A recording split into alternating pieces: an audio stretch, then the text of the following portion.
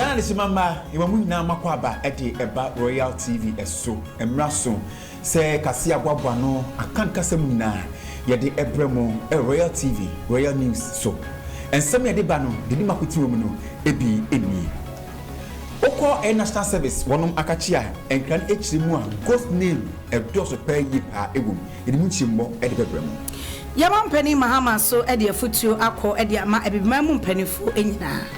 Messi ni bi so ya chance okotwa mekum emfie 9 na sente okotwa ban kum emfie 9 no yede mu nsem no ede bebremo arawo sembi esi baabi ani ayede mu nchemu ebretifo we ene ensem bi ka ho ene yabunu nyina beda yede ebesomo e okase yi emu midindi osei akwasi hweho meni nana ama sewa amwabe eviafo yanyemre na ensem na nkasa no yenkekan ni na emfa emamu Yasha semnasia yensha se free national service for wonomakache omu peru no emu na fourth estate wonom ayehwemu e de babeto monten so na hwemu ayeba ekire se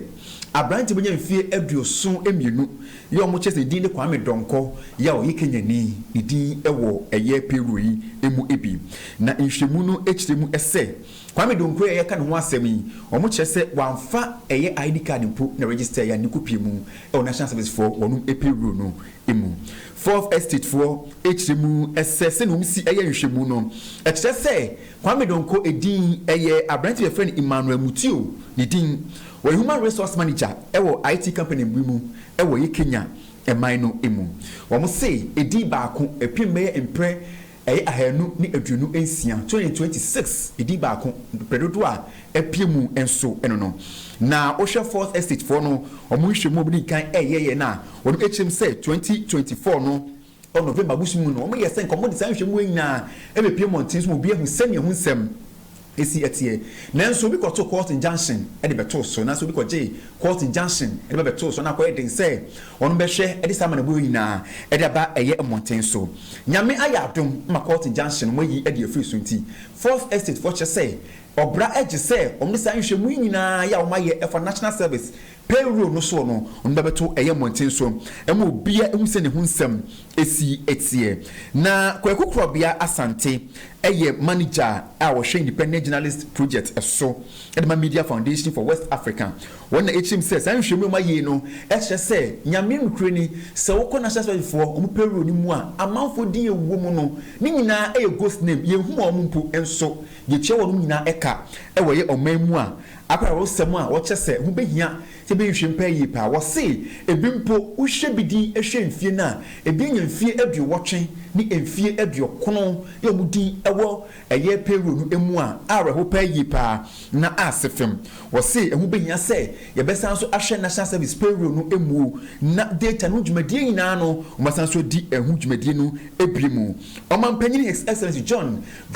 Mahama na ni abrepa ya wo chitem se sansem we nyina ba monten so no ehu behia se hwem mapa bekoso pa yi pa o national service on payroll no mu na omahwe edim dwumayi se di nyina edi efrim. The worst of it is we had a guy, a Kenyan called Kwame Donko. A Kenyan? Yes. What if the father is so here's the explanation. Here's the explanation. So this guy is said to be 72 years in the system. 72 years? Yes, the Kwame Donko man is said to be 72 years. And then he is posted. So it was quite curious to us. We did a Google reverse image search, and it turns out that this is somebody sitting somewhere in Kenya. You know, he's a human resource manager at H.E Technologies in Kenya, and his real name is Emmanuel Mutio. Wow. So this is how they just got thousands and thousands and thousands of people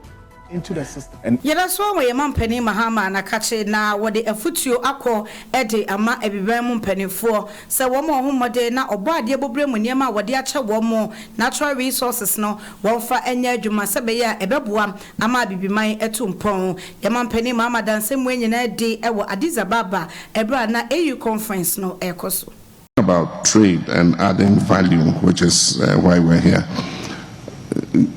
I think that we must look at the comparative advantages we have as Africa and unashamedly exploit those advantages. And I can see that in the place of agriculture and agribusiness. I can see it in the area of our natural resource endowment. How are we indigenizing these natural resources? In the past, we didn't have capital, we didn't have the technology. And so large multinational companies came and took huge concessions, and they exploited it to their advantage. A lot of the benefits from exploitation of our natural resources went to the metropolitan capitals. Today, the capital is available if you want it and you look for it. Today, the technology is available. We have situations in Ghana where in the gold mining industry, the bulk of the mining actually is done by indigenous companies. You find the multinational company only where the gold is being poured. And so if we do all the mining, we do the drilling, we do the blasting, we do the crushing, we fill the crushing plants. I mean, we can do the last mile of also pouring the gold and making sure that the benefits of that gold come to our country. The same with cocoa. We've exported cocoa beans for God knows how many years, and still we export cocoa beans. There's some processing capacity, it's about 30%. We have the capacity to process almost 500,000 tons of cocoa, but we're not processing that much. We're processing at about 200,000 tons because the cocoa board that needs to be extracted believes that it gets immediate foreign exchange when the beans are traded, and we sell forward, and so they get the money in advance before we even export one bean. But bringing the value addition home will be bringing jobs back so that our young people can get jobs to do, especially putting that processing in the areas where the cocoa is grown. And that's why we're excited about the initiative between Ghana and Cote d'Ivoire, because together we produce about 80% of the world's cocoa. And so if we coordinate and work together, not only in terms of improving production, but also in terms of processing and bringing processing up to that chocolate, that last chocolate home, will create more jobs for our young people, because we all recognize that with a growing youth population, yes, it's an advantage for Africa, but if we're not creating opportunities for these young people, then it becomes a ticking time bomb. And so we need to look at all those areas.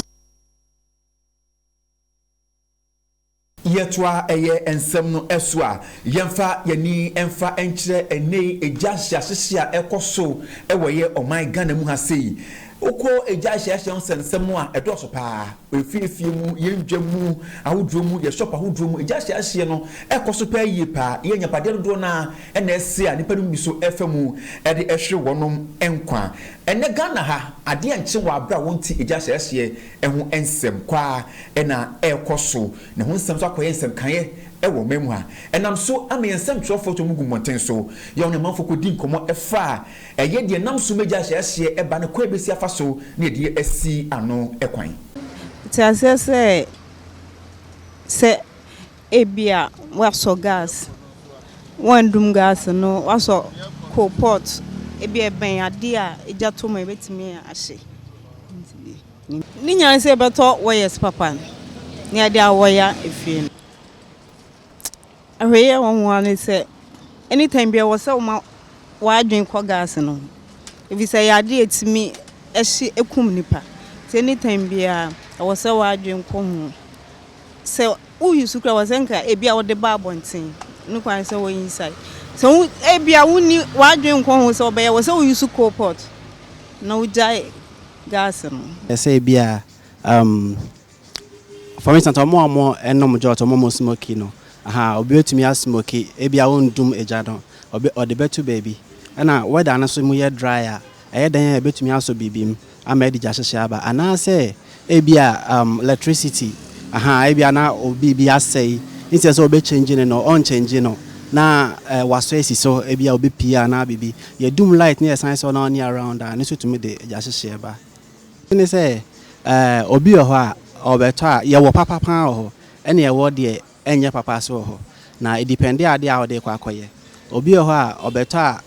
ebia ye say oto de e wosoro na ho ode ne wosoro kakra no onto obo say ebia skasem ni nti na wa ba fom abeto de ne bo ho fom kra eno say bibi trigger kakra bia ebetumi asai so for instance ebia extensions I used to say ye obi ho no ma na ho ode no e wosoro ba ya na eno so bo no wosoro kakra but obi obe prefer de yɛde ebi a yɛde ma TV nko a na ɔde akɔto ade ɛsa so a eja to me fam na say because ahoɔden no ayɔn na ahoɔden ne bro so ana say ɔde market ana say bi a blender ne sa ne ma na na ahoɔden ne bro sa extension ne so nti sɛ ɔde sika ne bi bɛso so no atɔ de ahoɔden ne wɔ soro no ɔpɛ de ne boɛfo mi hɔ na ɔde ade so a ne hoɔden ne ekohye na yɛde wire dan no ebi hɔ ayɛ 2.5 ɛna ɛwɔ 1.5 so hɔ no na ne nyinaa no ɛyɛ papa but ebi ade yɛde 2.5 bɛɛ no wobɛtumi de 1.5 na yɛ but hunu sɛ na yɛ 2.5 na yɛ sɛ ɔde yɛ ti do 1.5 ne kɔyɛ a ɔde bɛyɛ esan ebi a sika kaka nka ɔde bɛka ho nti ɔde akɔyɛ ɔno ma yɛ 10 mm to 6 na ɔde ayɛ wiring no na ɛba ne saa na wa na abɛpɛ ɛka ama ho ɛna ɛwɔ ha sɛ ebi mutumi ba ebi a wa wire ne dan kama but that time ebi as type of cable ɛsɛ nka ɔde yɛ no ɔde less ɛna ɛyɛ nti ɔbɛba na nneɛma bebree asɛ gye sɛ ɔsan yi ne nyinaa na ɔsan abɛtɔ foforɔ ɔn ɛsan kɔfa kak foforɔ koraa brɛw nti ɛna so saa ne te me deɛ na menim ne sɛ do the fin bebree ɛyɛ no there is no fire extinguisher if you store from where dum ha ne ho ko store from railways to unya fire extinguisher almost 5 crowd nya bi ɛno nso so ka ho a etimi ha adwene na 2 sese hu se light off no so aba no osobo oprogo nema no obi aprogo ade ho ne refi the time light maybe timi ko high nti so ho ono so nim se ade no asiso no ebi asiso ɛno so timi ekoso na obi wa oprogo bibia ne refi se obetu plug na film so hu se nipa wa adwendwene kakra na kyese na so ba yemfie no so a bogra proof na de agege ho no so BBC a uhunu kwankra a wo befa so ndi uba mi fi say soro no amfa bogra proof anya say in case of emergency no wafa ho so nti eye bibi wa ye refie ni kyese ya hwe ya de ye se wo ye we so hu se wadu gas a so odum no gas kora benya enfensi fie de sisi dan na chi obotokro wo ayi no wa na de tube na fam anka bati anya ne sai ya meto ne sai bibia gidigina sometimes so na yure fie jama kwala so akwala so bi wa akwe TV na ko mimia ne phone so nti dure be fi se o de bibia si so gas so de ade so ahia be black na che akofa sa ne ma ne nyina ba there's things say on say west no anka hwem pa kade made in Ghana de na wa no ena na ye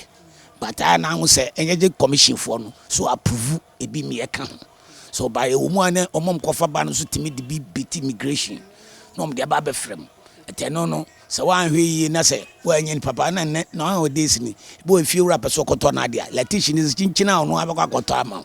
to no bakwa koto no me wa no to quality na wo pe no no akoto different wa ya de akwa akoye so nti wo ni be ba ho so na akoso problem senka ya dank fiura na akwakoto no bi hu se me na me to no me penizan na se me petropica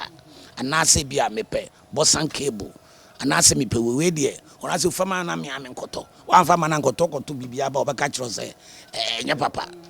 so nti ani nyina so na afi quality electrician also nya obi a qualified electrician so obi so a instead so be fa qualified electrician pan or PDF so PDF ntira ko fa nkwanche bia ni nyina so timi koso sa de nso minim no oh eja hyehyɛ ne de ɛyɛ na nam kwan hodo so bebre na ɛden ɛba especially at times no obi wɔ ha wakɔgye bank loan bosia ubo nse wo nse sika na ɛden ahye enti opekwan bi so na kyese wo de atete ne ho ɛba ne saa na obɛma eja ɛden atɔ mo store mu na ahye amanfo agapade nyinaa na say wo de anya ne ho ɛden ni aka say eja ɛden ahye say loan no kɔgye yɛn na say ya nanika ɛno so yɛ one of the way a amanfo ɛden eja hyehyɛ ne ɛden ɛkɔ aha ana times so no ɛyɛ ana source na ebembe obu ha o cylinder kitua bi won ne one corner obu nse ho a no wo so by cylinder no so eliki onim se den eliki enti at times obu nse empofiri obu nse no so no jetimi eden etom because sa cylinder no the use no ye use no store mu Otias Ghana this year womodi won sika atobons ahodoɔ na abandada ne ebresoɔ wɔyɛ hyehyɛ bi sɛ domestic debt exchange program ana ɛno nti no won sika no ɛho nwanam interest ane wɔsenka won saka ɛwon coupon so won sanka no ɛne wɔn ate asɛm dem esanse mampani John Dramani Mahama ɛde krata akwakoma asɔya ɛhwɛ ɔman sika sem ɛne ne ntotoyɛ so Ministry of Finance no sɛ ne manimu ya wɔn hwɛ na sa DDEP eye coupons no ehun sika any interest e wo ho no won hwe entua emfama wo mo make say aban etwa Ghana sika 6.81 billion en wode ama a wache saso ye nhwe na sika ni manimu ya enko mfama wo mo a DDEP wo mo coupons no ebra so say yitua wo mo eka. Yes, the memorandum, if you are government is fair, that is true. Coupons are paid every 6 months. So once the settlement date was February, the next coupon date, the first coupon date payment was August, and then another February, another August, and now another February. So that is in line with the memorandum that of the exchange. Once you got the settlement date sorted out, every 6 months, the coupon is due. So this is the fourth 6 months that the coupon is going to be due. And people think that another government can come and change things. But I have assured them that this is a contract you have with your clients. And then again, you see, when government goes into such a problem, the only thing government must do is to ensure that it does its things right to gain the acceptability of investors investing with you. Yetwa ensem so yenfa yani enfanche asante ekropon circuit court ye wo atwema beja enough mensin no emu abrant wenye mfi aduonu enwotwe wo ye mesin court ahyeso ngotwa bankum mfi eye enan ni nyanso akwakọ wiade ewo adankwa ame ye ben ekropon na prince anim kobna ene abrantie no edin ombusebusa ne nsem emogitum se no kore se ono a ene niema ye ka no wawia. Police Chief Inspector Ruth Gosen na de ensemi tudwa yo na ekodibofo na emra Mami Ruth ekasa no wochire mu ese Emmanuel Amo wono ene obi odi asemi babetu tudwa ya wochire mi se woye welder na one Angelina etia ono so etonsa ono bi sansem kwato court nim se obi aba abewia wono ade na nipa no omo chese omo nyina efiri eye kwawu abetifi ye wo epoye emantemu na February busumi de toso ensia e wa afimu a na eye amo erikoto ye apoisfo animu ya na wochire mi se wo ba no store ya oye adwuma ewu mu no ba na se metal gate ya fa sanso na wheelbarrow ya fa ene head pants nya ya fa e de free eye ni store nya meka ho a wo chese cement na yesanso efa e de kan ho ya na nani agentonto wo hu nipa kra na wa for the same kodan eye apoisfo sa na sa da kro na mame eye atia enso ekọ police for no waka chom say me ba ye bebia me ton me so me nsa me ba ye no me nsa me ton no ya fa bitas am ton nyina obi abewia ni nyina de free me shop no mo a me hu nipa kwa abewia enti e ba ne se na obraje say police for eye nhwemu e de fa sansem no mo ye nhwemu no e ba beto odwa say abranti aya hyen kwatwa ba kum efi enan wono ene wi asanye mani nyina na emra police for ehia ne kane na wono metutu na no oje tumu say enye no kore so na afa na emom emra e ball no ko akire ewo eye court no oyitum say no kore mia na nyema mo kan nyina no mafa ne no na judge ne hwe ne nim din no se da bi ene ma wo fai edoso sika nyina eka ho bi enti enfie enan kokotwa bankum na ye adwumaden fabua amagana yetwa ensem no so e de ama ye de ni chem e wo bibia ni zongo a eno e wo western north mantem emu arahosem a yensa kan e de free ho echiremu a abemu e bi a wanya mfie dunkono senior high school bi ene wokọ wogina de SHS2 ene we hia ne kwanhyewu ebra wone na yonkofo eye se wo mo kwa akwadware abema ni din e de Elisha Akankwen na wo mo echiremu a na achese yade asada no we na adwen so one na yonkofo de jamnante kwa wo mo ekọ na ene abefo pupu yi wo mo akwa akodware mu bie na esan se bibia ni zongo honom no sebe wo mo hyede ni sa apo ni binti no wo mo wodam bi ana ensu bi ewo honom a eya na mehma no wo mo kodi mu agoro no wodware mu eno ene wo ye so one na yonkofo no ekwa kodi mu agoro a nyame amfafie amasese wo hia ne kwanhia wuo assembly member wono ewo pom honom onmonyamfo Mohammed Abdallah ene central for kasa no chire mu se asem na kwaya reho sempa ma isi amanyinyen ena abo omanfo a wo mo bebie ni ene ne mpotem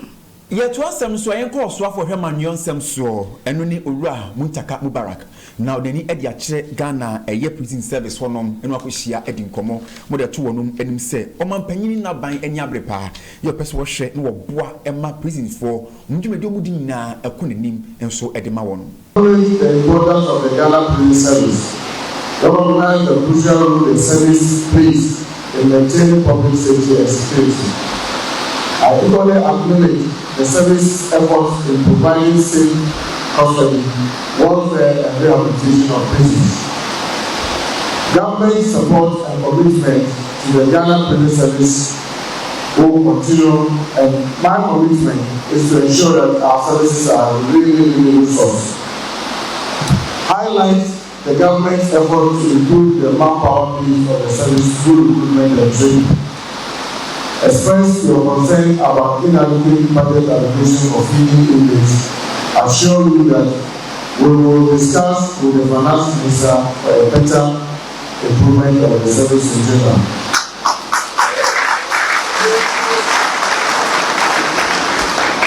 I must emphasize that the importance of rehabilitation and reintegration program for business, highlighting the government initiative to provide skill training and employment opportunity for the inmates. We must also, as government, do whatever we can to ensure that we prioritize the reconstruction of the prisons through the implementation of non-custodial sentencing options. Coming into the yard and looking at the environment and looking at the kind of people that are here. I don't need to be told the challenges that you are confronted with in terms of the infrastructure and vehicles and what have you. I must say, we must modernize the basic infrastructure, including the development of digital record keeping system,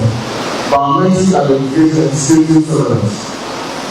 For some, I can imagine the stress that you go through every day.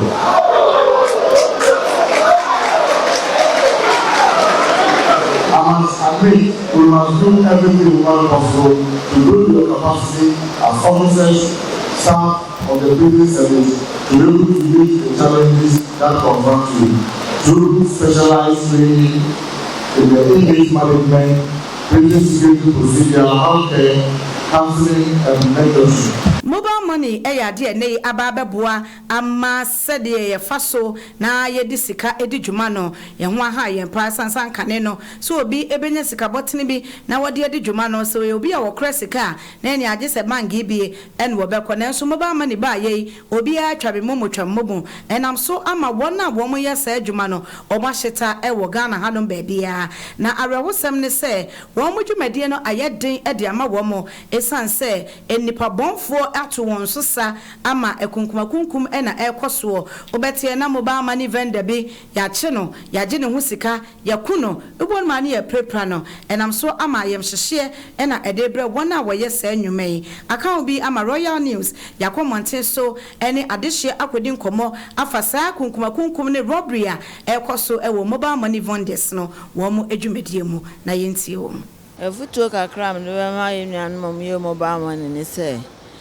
obu oha o baby oye adwuma no bu oha obonse obeyi ska na akronfo monitor ne bia abegina ho no o hwe se de ube sika kura wo ho nti oba nante no bra wo kọ no obonse no odi wachi no odi untente saa na wakohwimu sika na friends nti ka futu am ne ma nse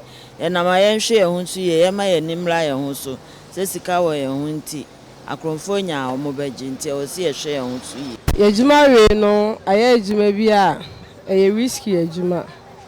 But ni nyina ne say ye customers na omo ba ye ho no. Te be hu ha ye be si afa entertain customers no. The customer be no ba or ye flood, but you unim say or ye flood and a wo ba. And mostly omo mi su moto no. And obi a or ye ho say ye wo krom. And a krom ejuma na ye no hu pa because most na ba omo nim say krom die. Ska krom. Nti no omo ba be flood ye. Nti se no ye ye hu na ye nya se ne say obi a ye nim no ye entertain no e wa ejuma nim. Oba ska no be na ma se so a ye be jana ma na ko. Se so na se hwe na ye betimi ya ma na ye be ya ma no because ye kra omo flood ye de bia of flood we no okọ uni hwe ka fa ho nti ye so say two others no ye asuade ye ma bebre from others no honom nti no na de etie no no tina o say ya hwe ye say ye nam enipa ma enye ho na o say ko kan iska ana ye nam nipa ma ye bag na esen ye ho no o say ye bag ni mutai because mostly one multimoto so no kwaram onam na se bag na esen ho no say mu aye ha na ekura wa o timi shim enti no ye nam o say bibia ya wa ye hu bia no ye ma no eye hia de ma ye na ye yi mu den se de be ya obi ntimi shim ade ne mfa nko ye na ye humra na amawodo so nsem a ye saka so ye famesum ya twansam so amawodo so ensemu a yenko eye mali eman no enso emu abetudwa sani pa beburu aduanan na efumagudie ya yetuo no ye wo amena o mutu ya mankata so no nipa yi apakotomu a o mafamu ahwe wonom enkwa na wo mtim sa semi esi ewo eye kaneaba ye wo mali ekro no enso emu ebia ya wono tu efom agudie wonom nkoto amena mu a wonom awuwe wo mchese no nkopɛ gold no ase ni bi no na se fofianto ata wonom afamu ahwe wonom enkwa wei ne emre tosu emienu a mali memo no asem ya yase nsu esi ewoye oman no ensuemu general busum ebi esi saa emanipadro na ne fam ehwemo kwa apolice for kra HM say nipa be aduanan wotwe na esi ekasai wonom afamu ahwe wonom enkwa dodo na so eprepra nso honom omgusu a eye nhwemu de efa omchese bimpo no na amra ne ensu kra sa jejema bi tutoto nsu mu a womma ehye omachi titiri ema no ma ehye wonom echi tomgusu a eye nhwemu ehwe de nam soma omutu efumagudi wieye na wonom ankata so yeri sa hawo nyina ediaba Yadekase ne kopiem ewo Canada ememu na arawosem a yensaka edifri ho echiremu a wiemhyen bia enso nipa be sadio wotwe na wo mo afu wieye na tasenka etuo na akodi ne dwuma akodo no eye setua na ne sada ne ho na eba be hwe honom arawosem ne se enipa be se edunwotwe na wo mo chiremu a wo mo prepra ewo sankwanhia ya aba emu ama wo mo de wo mo akwakogwa ya sabia na wona no wo honom bia msheno eda ne ho saa behwe honom na wo mu ehu ye no echechemu no ene wo kire mu se ewiemhye ne ye se etuo no wo se esan sunu asabre Canada eto sukotwe a etiti guo ne nti no ama efomonum ayetronti eye se ekwa na wo msusu se eye sunu ni bi na tais ni bi esi so a epa no ema wo senke ekosoro no eda ne ho ema saa oye ne aba ne nyina mo no atwenchema boafo se wo mu gusu a eye nhwehwemu na washede adekodia edeba ye na watumi esia no ekwan. We just landed. Our plane crashed. A Delta Airlines plane is upside down on the runway at Toronto Pearson International Airport. It crashed shortly after 2 o'clock Monday afternoon. Firefighters spray down the aircraft on the outside as passengers help each other off from the inside. Pete Kukov captured video of his rescue. The CRJ 900 regional jet was carrying 80 people as it arrived from Minneapolis, 76 passengers and 4 crew. First and foremost, there was no loss of life. And this is in due part to our heroic and trained professionals, our first responders at the airport. The airport's CEO added 22 of the passengers were Canadians. A total of 18 people were injured. 3 air ambulance helicopters and 2 critical care land ambulances were dispatched to the scene to transport 3 patients, including a child.